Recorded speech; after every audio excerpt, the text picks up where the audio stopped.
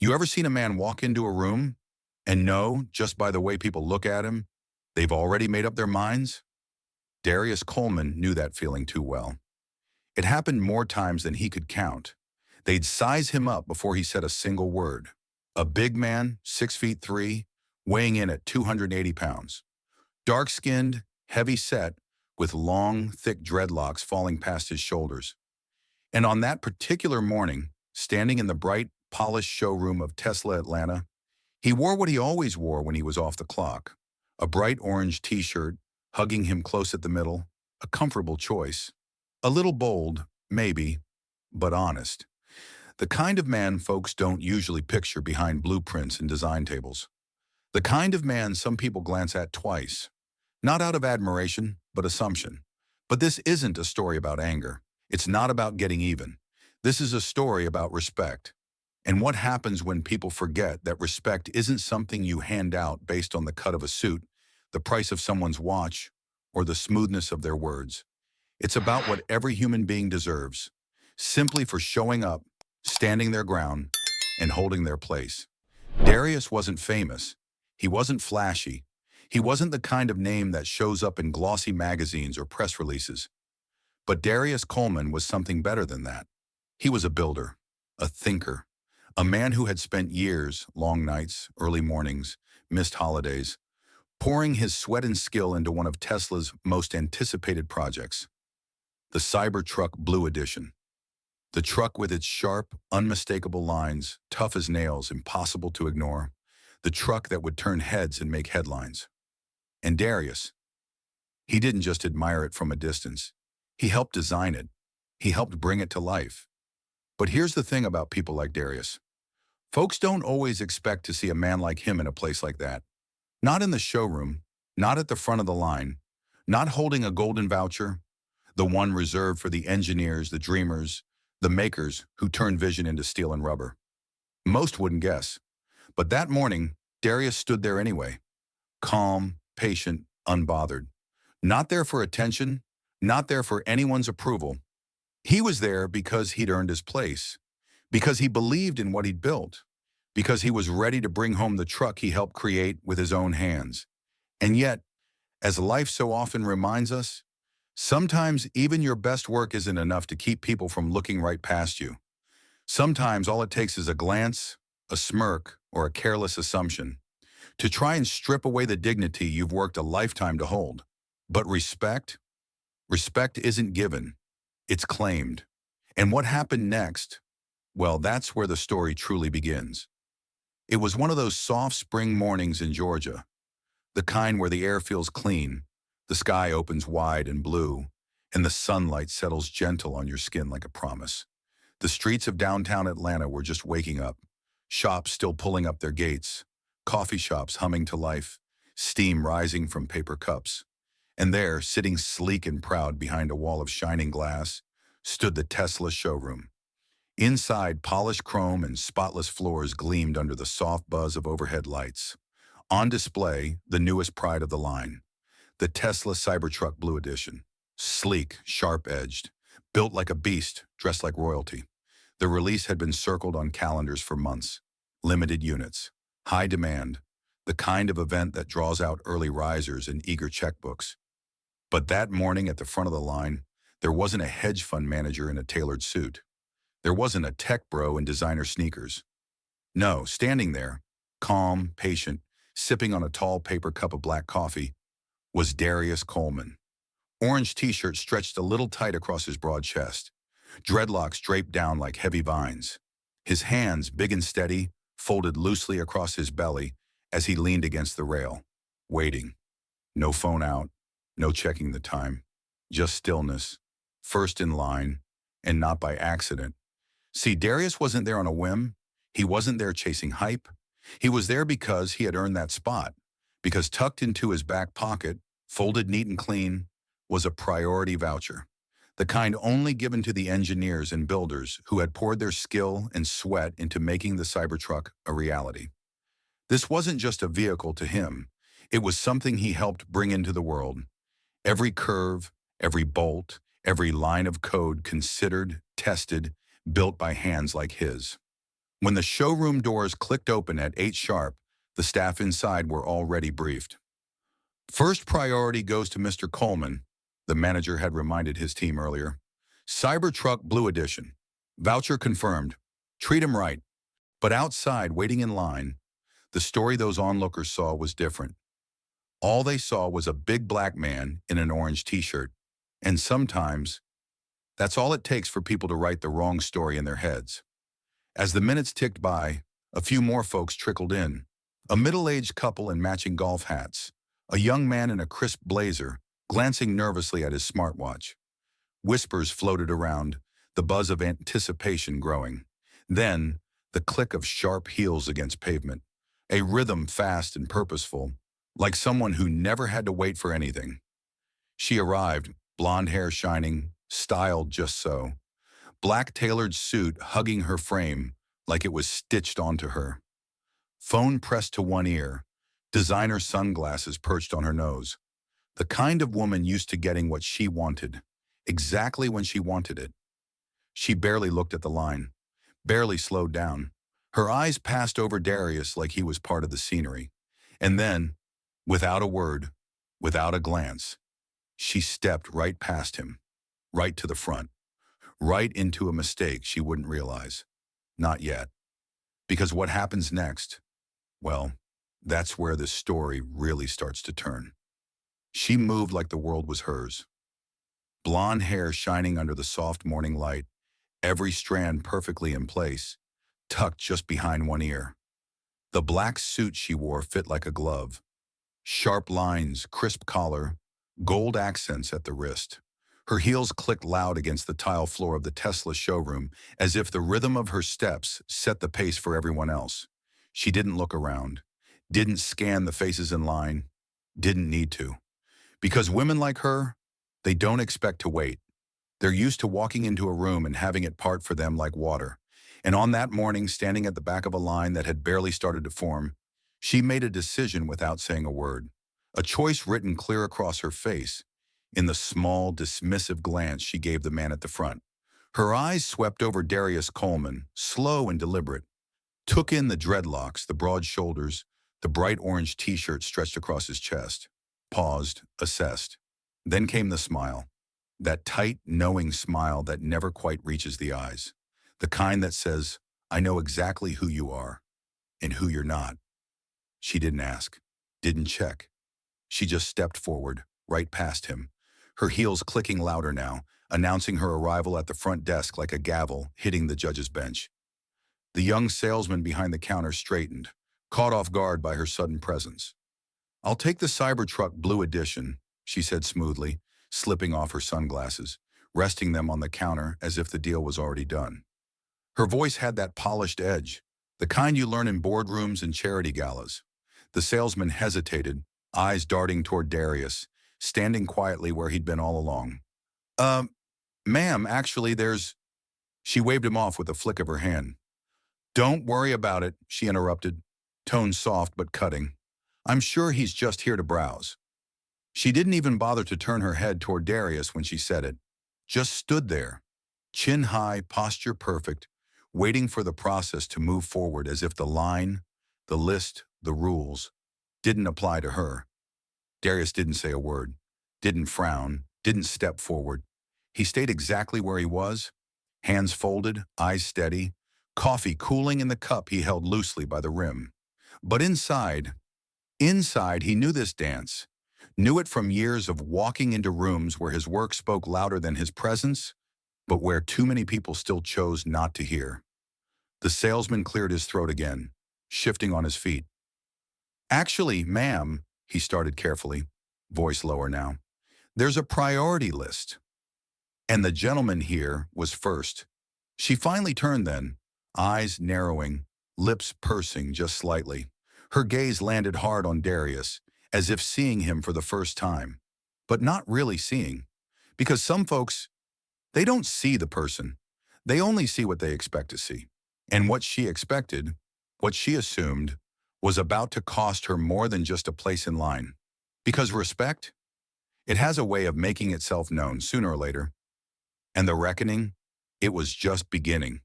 There's a certain kind of silence that falls over a room when pride takes a stumble.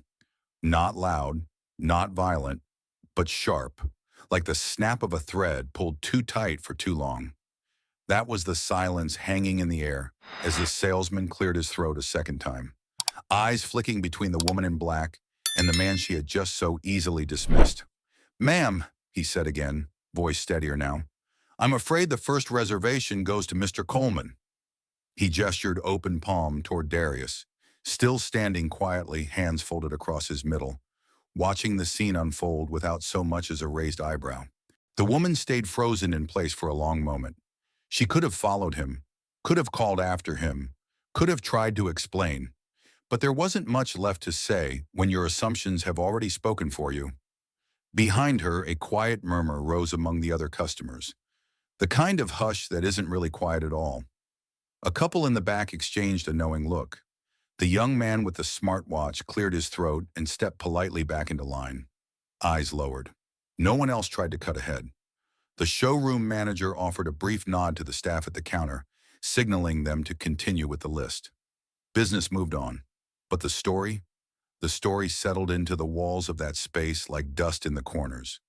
Something people would remember long after the paperwork was signed and the trucks rolled off the lot. And Darius? He didn't need to look back, didn't need to explain himself. He just moved forward. Steady, calm, head held high. Because some lessons don't need to be shouted. Sometimes the quiet truth is loud enough, but sometimes, even when the truth stands right in front of a person, clear as day, undeniable as the sun overhead, some folks just can't let go of their assumptions. Ms. Whitmore didn't move at first. She stood there, lips pressed into a thin line, eyes fixed on Darius's back as he walked toward the purchase station. And then she spun on her heel, sharp and sudden, like a door slammed in the wind. "Wait just a minute," she snapped, voice slicing through the soft hum of the showroom like a blade. Heads turned, conversations paused mid-sentence. The salesman froze, eyes wide. The manager stepped forward, raising a hand to calm the air, but she pushed right past him, heels clicking harder now, faster, angrier. "I want to see that voucher," she demanded, pointing a manicured finger straight at Darius's hand. Darius stopped, slowly turned. The showroom fell so quiet, you could have heard the soft fizz of carbonation from the water dispenser across the room. Ms. Whitmore's eyes blazed, her chest rising and falling faster now. "I've worked in corporate procurement for years," she hissed, loud enough for the room to hear. "I know what those priority vouchers look like. And I'm telling you right now, that's not it. There's no way someone like him would have a legitimate one." There it was, the thing hanging unspoken in the air, finally given words. The weight of it dropped into the room like a stone tossed into still water, ripples spreading wide. The young salesman stammered, unsure whether to step in or shrink back. The manager's jaw tightened. "Ms. Whitmore," he said, trying to steady the moment, "I assure you, the voucher has been verified. It was issued directly from Tesla corporate headquarters." But she wasn't listening. Her eyes stayed locked on Darius, wild now, her voice climbing higher. "Then check it again," she snapped.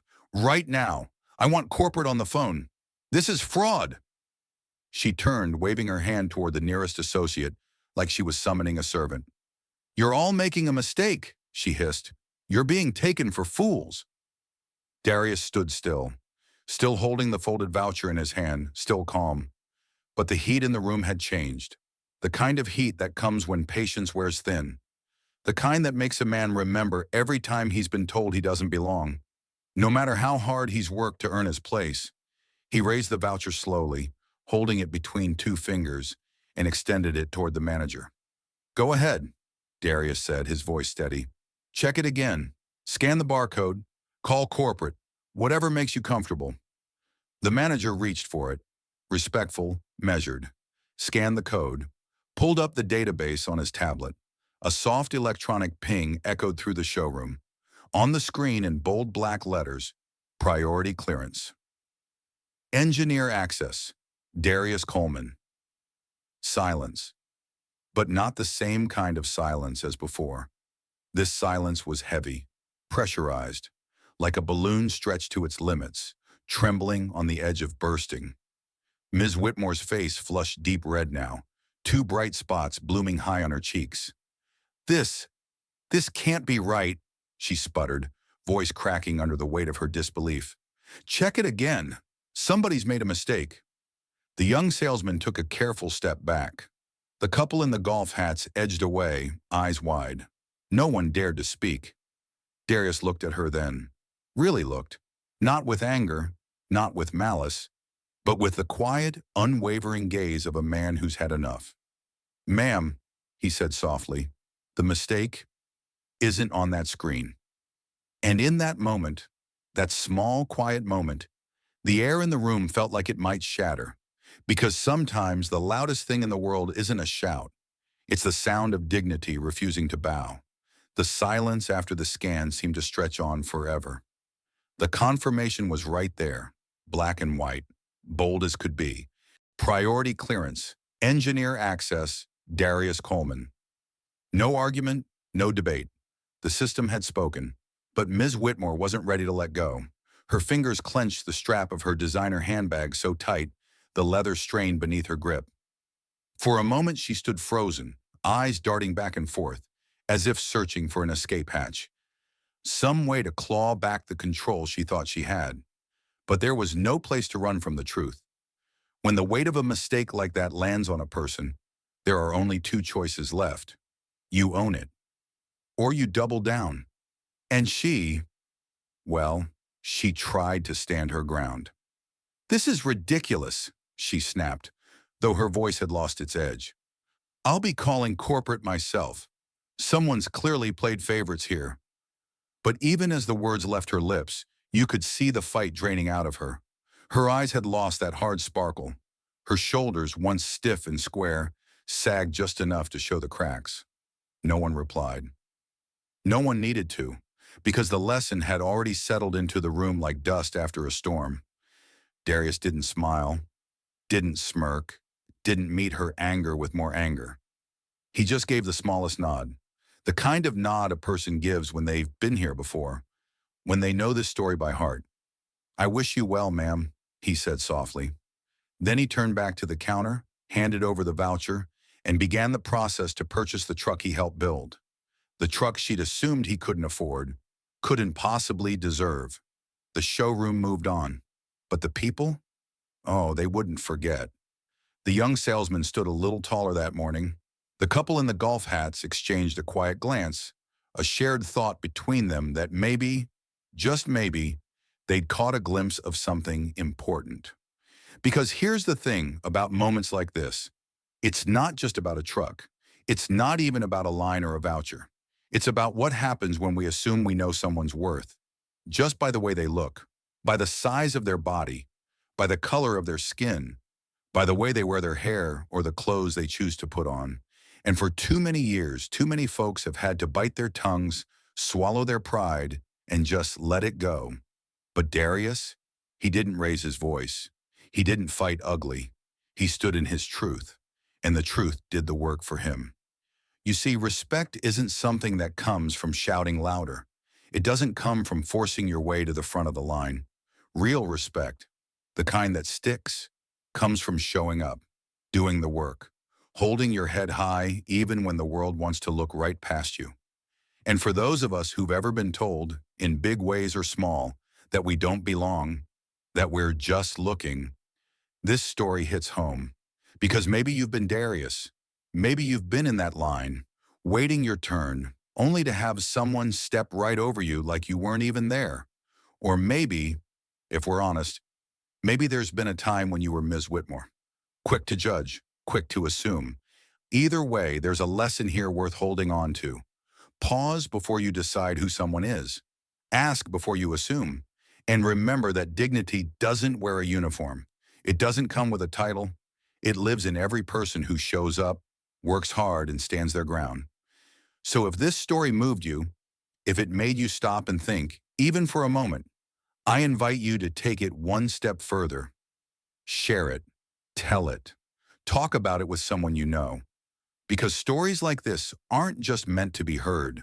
They're meant to be remembered. And maybe, just maybe, they'll help all of us see each other a little clearer the next time we're standing in line. Thank you for listening. The story of Darius Coleman offers a powerful reminder that true respect is not something tied to appearances, status, or assumptions. It's something every person deserves simply for showing up, for doing the work, and for standing their ground. Too often, in a world quick to judge by the color of someone's skin, their size, or the clothes they wear, we forget the basic dignity each human being is owed. This story isn't just about a man buying a truck. It's not even about a line or a priority voucher. It's about the quiet strength of knowing your worth and letting that truth speak louder than anger ever could. Darius didn't need to shout. He didn't need to argue. He didn't need to prove himself through loud words or aggressive gestures. His patience, his calm, and his steady belief in the value of his work did the talking. And in doing so, he showed us that respect is something you claim not by force, but by standing in your truth. But there's another layer to this story, one that challenges all of us to reflect. Because whether we realize it or not, we've all stood in one of these two places. Maybe, like Darius, we've been the person overlooked, dismissed before a single word was spoken. Or maybe, like Miss Whitmore, we've been the one quick to assume, making judgments before taking the time to understand. Both positions carry a lesson. Both call us to do better. This story encourages us to pause before we decide who someone is. It asks us to listen, to look beyond assumptions, and to remember that dignity doesn't wear a label. It's not about titles, clothes, or the cut of a suit. It lives in the hands of those who work hard, who dream big, and who keep showing up, even when the world wants to look right past them.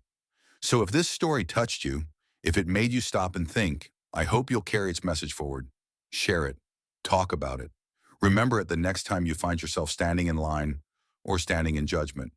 Thank you so much for spending your time with this video, for listening to Darius's story, and for being open to its message. Until next time, take care, and may we all learn to see each other a little clearer.